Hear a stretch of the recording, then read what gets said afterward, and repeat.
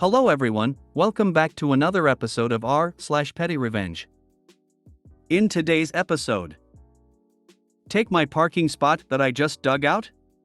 Fine, I'll bury your car.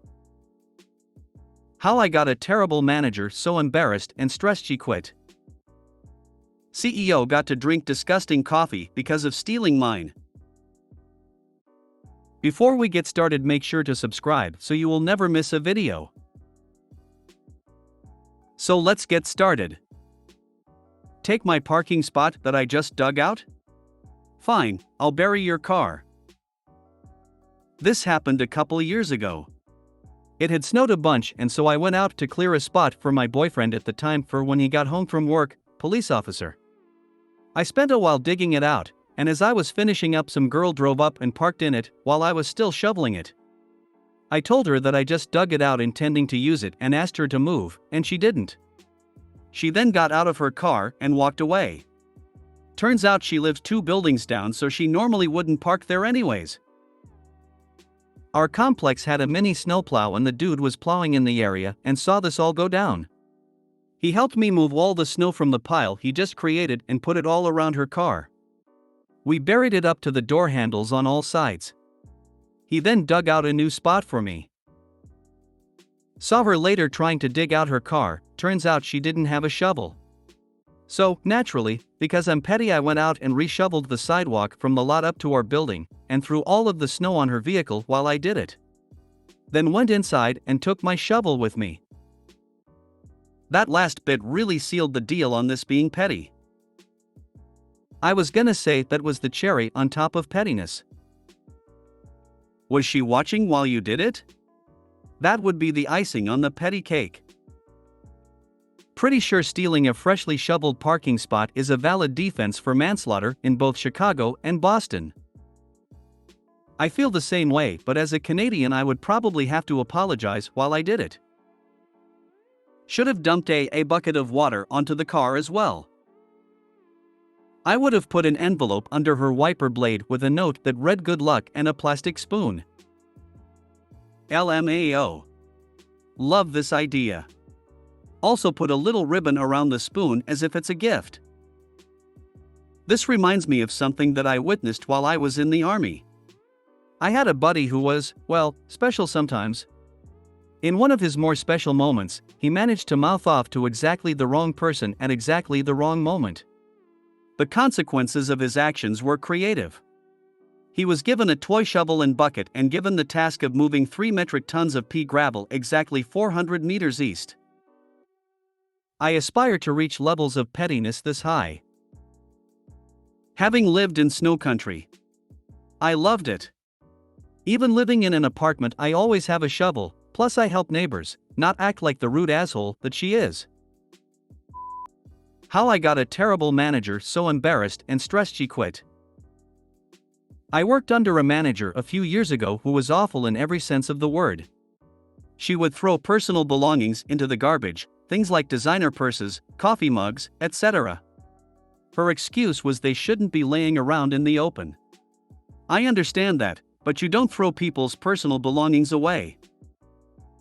This manager also enjoyed making our lives hell.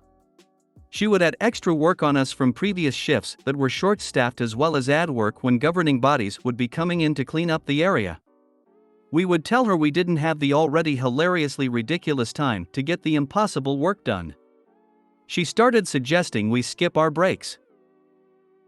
Whenever we complained we didn't have time to complete work, she would say, "Oh, I never got breaks whenever I worked for 40 years before getting this position." She'd even say things like, "Oh, your breaks aren't that important." Me, being nice to people's face to a point, shouldn't have been messed with. I emailed the general manager of the building as well as his assistant, a union representative, and our union president. I explained how our manager was treating the staff regarding our breaks and how our belongings were literally being thrown in the garbage. Nobody responded to my email, but, with the system we used, you could see everyone who saw it. So, when everyone saw it and I received no reply, I replied to the email. Failure to respond appropriately within a week will result in this email being forwarded to the Ministry of Labor and Human Rights Board. I received 2 emails from the union. One was the representative saying he did not agree with the manager's comments, the other from the general manager saying he would deal with the issue. The next day, I came in for my evening shift. The manager was standing next to our reporting area, looking very upset.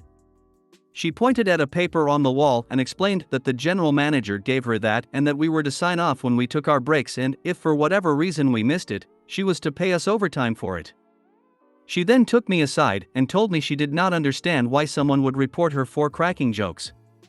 I responded with, jokes are made when everyone laughs. When you made your jokes about our breaks and throwing our belongings out, not even you were laughing.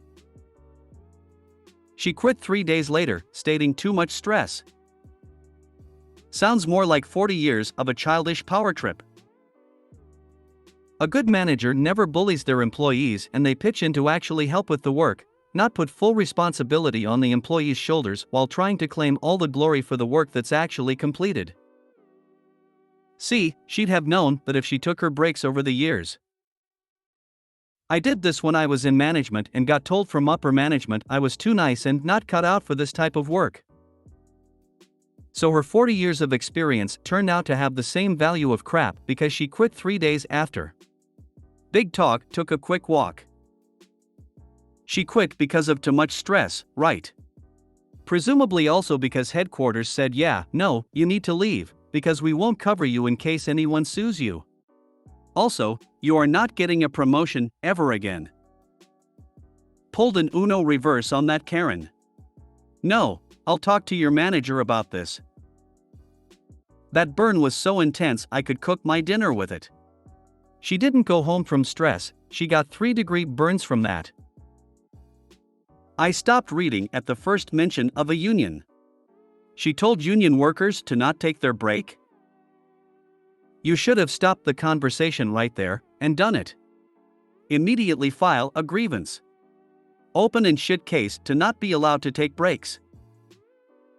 Then I saw Ministry of Labor, so not in US. Your laws are probably stronger than a US labor contract. How does she think that was going to go? Narcissistic abusive assholes always fall back on that I was just joking. Spiel.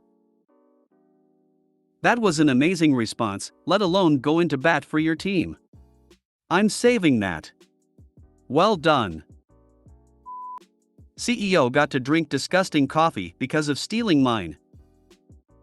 During COVID, I was an intern in a smaller company. Because of the restrictions, we weren't allowed to gather around the coffee machine, so I was making Turkish coffee for my department. I had a separate bag of coffee next to the container of coffee for the CEO in the kitchen. At some point, I got a bag of really smelly and bad tasting coffee for free, and I mixed it with the good coffee.